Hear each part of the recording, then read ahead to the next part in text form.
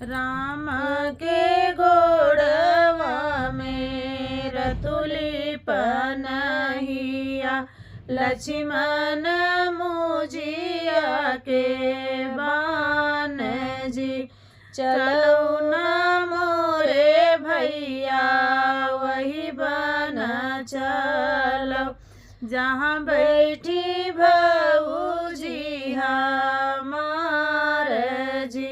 एक बन गईले दूसर बन गईले, तीसरे में दुई लाल खेलैया हेरवा।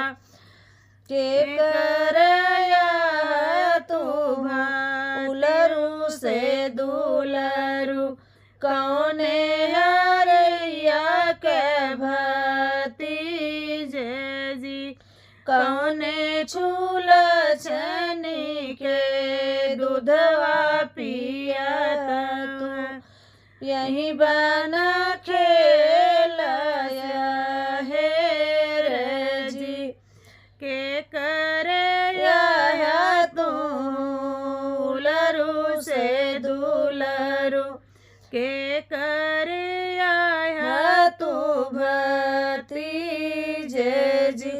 राजा दशरथ जी के उलरू से दुलरू, लक्ष्मण हरैया के भतीजे जी।